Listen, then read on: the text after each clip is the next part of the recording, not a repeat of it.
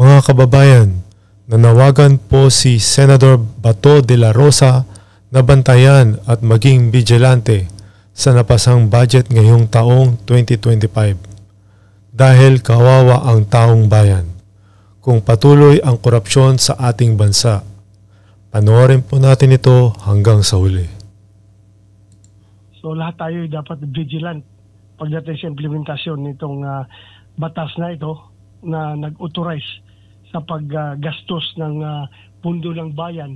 Mali si PBBM na sa tingin niya mabobola niya yung taong bayan na doon sa paglaline veto niya ng mga item na nasa unprogrammed funds, maniniwala na ang taong bayan na wala na yung mga kawalangyaan sa pangtaunang budget na yan. Unang-unang kawalangyaan dyan yung pagdoble ng budget na Kamara, yung pagdagdag ng 50% budget sa Office of the President at yung AKAP na 26 billion. At yung pagtapyas doon sa mga ahensya na dapat, sabi ng saligang batas, nangunguna sa laki ng budget na ibinibigay at ito yung departamento nga ng DepEd na hindi naman na-restore yung tinanggal na 10 bilyon. Ano po masasabi ninyo na ngayon po ay pirmado na ni Pangulong Bongbong Marcos yung budget po natin this year?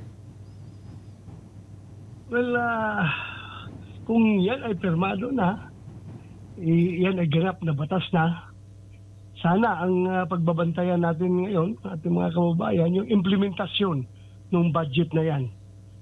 Na sana vigilant tayong lahat na hindi mapunta sa bulsa ng mga taong gusto makinabang sa budget na yan. Yung implementasyon amantayan natin kasi hindi man natin kinayang...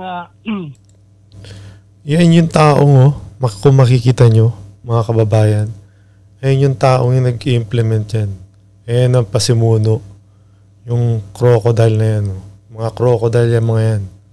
So, kailangan ho natin bantayan, mga kababayan, itong mga taong ito. O sino mang mga re-electionist na mga to, kailangan wag natin iboto. Okay? Kailangan natin talaga bantayan ang ating budget sa ating bansa.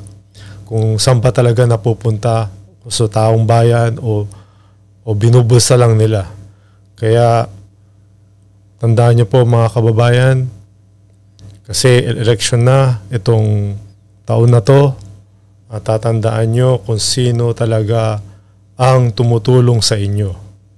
Yan po.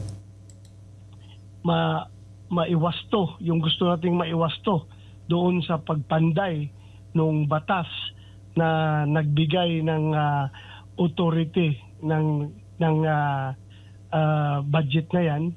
So dito na tayo ngayon tututok sa implementasyon. So lahat tayo dapat vigilant pagdating sa implementasyon nitong batas na ito na nag-authorize sa paggastos ng pundo ng bayan para sa mga proyekto at mga programa ng gobyerno na i-implementa itong taon na ito, 2025. Yes po, isa nga po sa mga pinuna ng ilan po sa mga individual o grupo yung pag-allocate ng fund dito po sa AKAP. Nasa 26 billion pesos po ito. Dati, during sa hearing po ng Senado, marami, ilan po sa mga senador ay kumontra. Kabilang ho ba kayo doon? At ano pong nangyari? At bakit since nabigyan ng budget din, nagkaroon ng partehan, ang Kamara at Senado, ito nga ay naaprubahan ang pondo ng AKAP? Well, in fairness, in fairness sa aking mga kasamahan sa Senado, ay nagkaisa kaming lahat na hindi papayagan yung AKAP dahil nga ay ito'y gamit na gamit sa eleksyon. At alam natin, itong eleksyon na ito na darating, gagamitin na naman yan na pambili ng boto yung AKAP na yan. Hindi naman tayo tanga, no? Kaya nga, sabi nga natin na naisahan na tayo last budget yung 2024, dapat itong 2025 hindi na makalusot. So, nagtagumpay kami sa Senate level.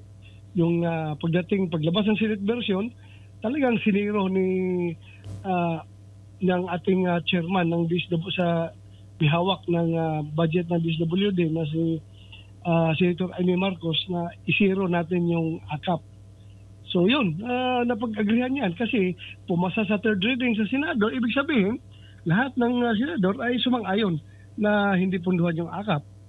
Plano ng administrasyon. Pero yung sa budget, mga kababayan, na pinirmahan ni BBM, nandun pa rin ho yung AKAP na 26 billion. Hindi pa rin ho tinanggal. Nag-stay pa rin doon. Yun nga ang problema eh. Sinabi nila na tatanggalin, pero nandun pa rin. Paano nakalusot pa rin yun at pinirmahan? Tandaan po natin yan, mga kababayan. Marcos na mangutang ng 629 na bilyong piso mula sa mga local creditors sa unang quarter ngayong taon. Ayon sa Bureau of Treasury, ito ay para maitawid ang budget deficit ng bansa. Ang budget deficit ay ang pagkakaroon ng mas mataas na gastusin ng gobyerno kumpara sa nakukuhang income o kita ng bansa. Para naman sa isang ekonomista na si Dr. Michael Batu, hindi anya pang matagalang solusyon ang pangungutang ng gobyerno. Ikinababahala din niya dahil mas dumoble pa raw ang porsyento ng uutangin ng bansa ngayong taon kumpara noong 2024. Kababahala itong rate at which the government is borrowing. May mga nabasa akong ulat na kung saan kung ikukumpara natin yung inutang sa ngayon at ikukumpara mo last year, ay yung percentage increase ng inutang ay umaabot sa halos 17%. Kumbaga, umutang tayo, yung paglago ng pag-utang is 17%. Kinwestiyon din niya kung ano nga ba ang prioridad ng gobyerno dahil napupunta lang daw sa paayuda ng mga politiko ang budget na dapat nakalaan para sa pagpapalago ng ekonomiya ng bansa. Dun sa mga ibang programa ng gobyerno, kagaya yung nabanggit mo kanina, yung AKAP at iba pang mga ayuda, nakita natin na retain sila. So ibig sabihin nito is makikita natin na itong paggastos ng ating gobyerno, unfortunately, medyo hindi siya prudent. Kasi nga, napupunta yung paggastos sa mga activities na kung saan hindi ganun kalaki ang balik sa ating ekonomiya.